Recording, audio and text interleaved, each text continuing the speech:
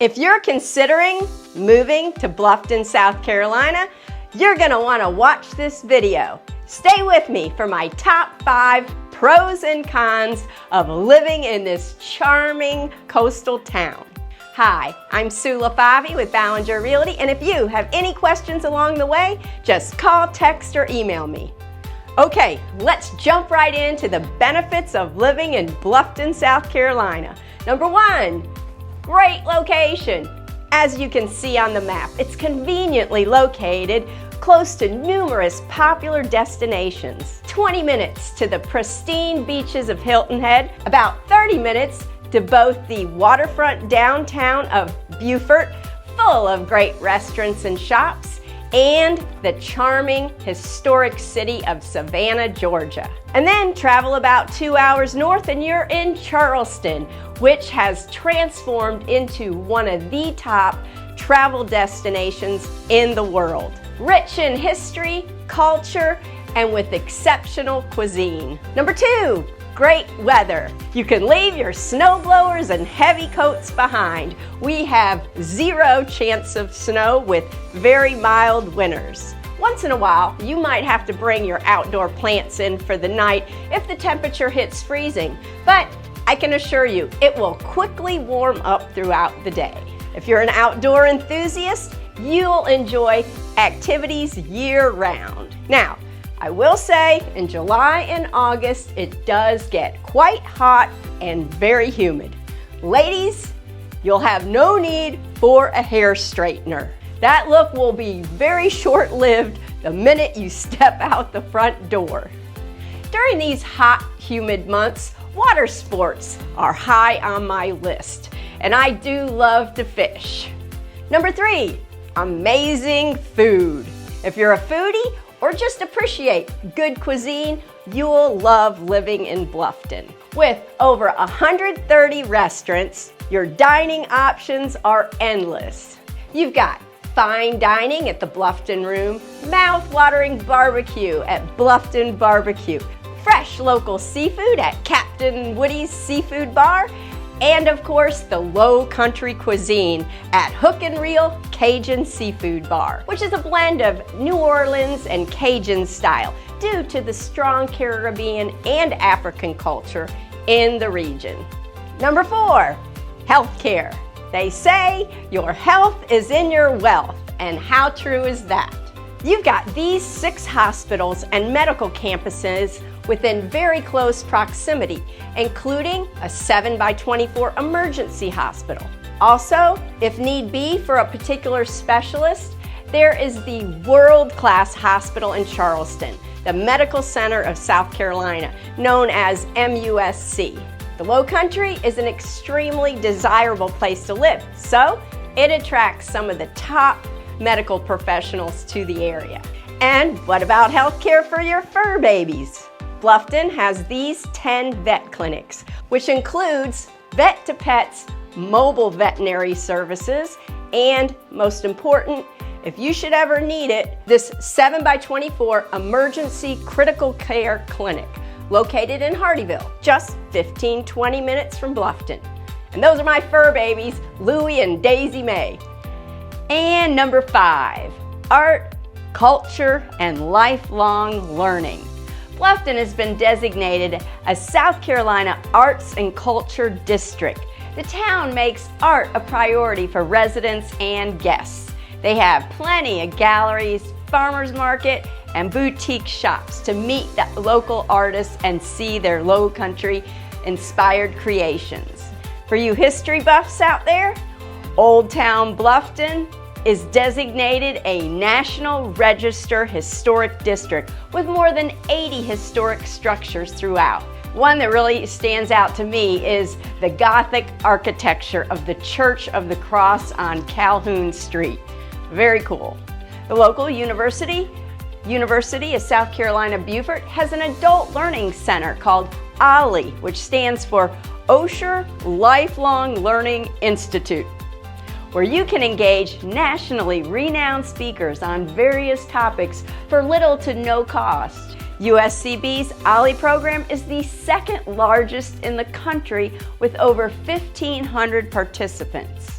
Also, the Arts Center of Coastal Carolina is a multi-million-dollar venue that showcases prestigious artists from all over the country, adding a rich component for residents. They produce musicals, comedies, and dramas. Okay, now let's talk about the cons. Those things you need at least to be aware of before moving here. Coming in at number 1, the traffic. Since 2010, Bluffton's population has roughly tripled in size to about 34,000 people, making it one of the fastest growing towns in America. But this comes with a cost. Bluffton was not equipped to hold such an explosion of population. During the peak seasons of vacation time, people flock by the millions to the area, causing major traffic congestion. And they might not even be going to Bluffton. You use the same major highway, 278, to get to Hilton Head, which draws millions during the spring and summer months. Also, the big question I get from newcomers is, what is the deal with the roundabouts? They seem very dangerous. So first, what is a roundabout? Here's an aerial view to give you an idea. And here's just to give you an idea about driving around it. Roundabouts are meant to keep a steady flow of traffic going with yields instead of lights, intended to cut down on the livelihood of major accidents by eliminating potential for 90-degree T-bone collisions. And I've lived here for many years and I still panic every time I come to one of these roundabouts. Drivers are either too impatient to follow the rules or they just freeze up because they're new to the area and they don't have a clue what to do. Number 2, speaking of traffic, you will need a car in Bluffton. The infrastructure of the city is set up in such a way that there's nothing closely situated to the residential areas for the most part. They do have the Bluffton Breeze bus, but the route schedule is rather limited and not ideal. So, if you want to go somewhere, you have to get in your vehicle and drive there. Depending on what part of Bluffton you live in, shopping in Old Town or some of the newer areas to the west of Bluffton in an area called Okatee, maybe between 5 miles away or so. Okay, so that doesn't sound far, but get in Highway 278 traffic for a while and it will feel longer. Bottom line is that you're pretty much driving everywhere around Bluffton. Okay, number 3, hurricanes and flooding. June 1st to November 30th, it's hurricane season from the Gulf Coast to the East Coast. So living in the Lowcountry means you are at risk of natural disasters. The good news is, with hurricanes, you typically have several days advance notice, giving you time to prepare and or evacuate. And besides the basic survival equipment and food, I highly recommend some sort of house generator. Even if we don't get a direct hit, high winds can bring trees down and you can be without power for days. The longest I've been without power is a week, and a generator was a lifesaver. And just to add, I've lived in the Lowcountry for over 30 years and I've never evacuated. However, I do have friends and neighbors that have left for higher ground. Number 3, alligators, snakes, and bugs. Yes, they like this subtropical climate as much as everyone else. If you see any kind of freshwater pond, always assume there are alligators in it. Recently, there was an article in our local newspaper about gators. They had a timeline with actual gator attacks in the entire Beaufort County, which averaged about 1 attack per year, and most involved walking a small dog near a pond. So just beware and stay clear. As far as snakes go, South Carolina has approximately 38 different species, but only 6 are venomous. A good rule to follow is keep your distance and they won't bother you. Okay, bugs. The worst offenders are mosquitoes and those pesky no-see-ums. So, bug spray, don't leave home without it. But there are companies like Greenbug that have an eco-friendly system that connects to your irrigation system to keep away all the bugs, including fleas and ticks for your fur babies. And from what I understand, they work great. Now, my least favorite are the flying cockroaches, aka palmetto bugs. I always recommend a bug exterminator service for at least a quarterly spraying in your house. And lastly, but the pests that do the most damage here are the termites. It's imperative to have a termite bond on your home. A termite company will bait your yard and check for termites annually. Also, when you're purchasing a home here, you will definitely want the termite inspection contingency box checked. This is a completely separate contingency from the basic home inspection. It's actually called a CL100 inspection, and I have no idea why that name.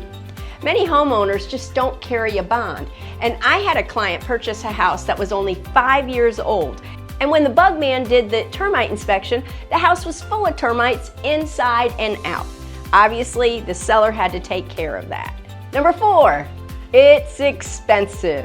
While the cost of living in Bluffton is not as high as other parts of the country, it's still higher than the national average. Looking at this chart, you can see Bluffton is overall 14% higher than the national average. The highest cost being housing. Taking a closer look at housing, a typical home value is $470,000, and this price change is a whopping 36.4% increase from 1 year ago in 2021. This equates to approximately $125,000 increase in your typical home in just over a year. We continue to have low inventory, which I don't see changing anytime soon. And the demand is still very strong with so many people wanting to move here. So I don't see those numbers going down. And number 5. This one is harder for me to explain. I'm going to call it the lay of the land.